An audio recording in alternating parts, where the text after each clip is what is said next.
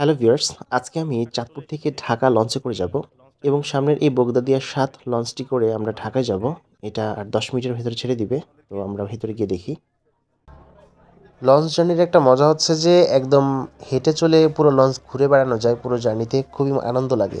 তো আমাদেরকে সবার প্রথম টিকিট কাটতে হবে। এই সামনে টিকিট কাউন্টার রয়েছে।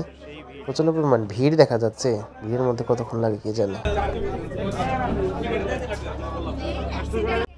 যাই হোক, অনেক ধাক্কাধাক্কি করার পরে টিকিট পাইলাম। সিট নাম্বার হচ্ছে ৪১। এর আগে বরিশালের লঞ্চে ট্রাভেল করা হয়েছে, কিন্তু চাঁদপুরের লঞ্চে একটা ডিফারেন্স জিনিস আছে কি, যে এখানে ডেকের মধ্যে সিট আছে এবং সিটের করে বসে যাওয়া যায়, কিন্তু বরিশালের লঞ্চে সেরকম কোনো সুবিধা নেই। আমার সিট পেয়ে গেছি, এটা হচ্ছে একদম সামনে। যাই হোক, পা ছাড়া বসা যাবে।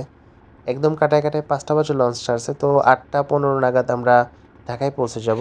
এর মাঝখানে আমরা একটু লঞ্চটা ঘুরে দেখি লঞ্চের ভিতরে কি আছে। তো ডেকে তো আমরা দেখতে পেলাম অনেকগুলো সিট আছে বসার জন্য, একদম বাসের মতো। তো একদম লঞ্চের পেছনের সাইডে একটা ফুড ক্যান্টিন আছে। তবে ভুলেও এই ফুড ক্যান্টিনে কখনো খাবার চেষ্টা করবেন না, কারণ এখানে গেলে আপনাকে গলা কাইটে রাখবে। আর কফির ব্যবস্থা আছে, কফি খাইতে পারেন আর চা খাইতে পারেন। চাটা খুব সুন্দর ছিল, গুড়ের চা। তো এবার আমরা দোতলার দিকে চলে যাই, দোতলায় দেখি কি আছে। সাধারণত এই টাইপের লঞ্চগুলোতে দোতলায় হচ্ছে গিয়ে কেবিন থাকে। দোতলায় মোটামুটি জেনারেল কেবিন থাকে এবং কেবিনের ভাড়া মোটামুটি টিকিট সহকারে ৭০০-৮০০ টাকা পড়ে। আর পেছন সাইডে ভিআইপি কেবিন আছে।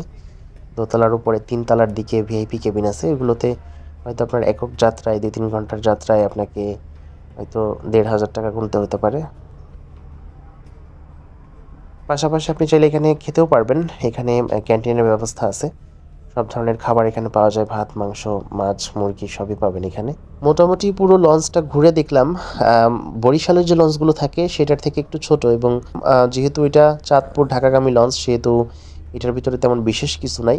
আমরা যেমনটা বরিশালের লঞ্চগুলোতে দেখি, বরিশাল, ভোলা, কুয়াকাটা অনেক বড় থাকে, প্লাস ভিতরে একদম ভিআইপি সুবিধা থাকে।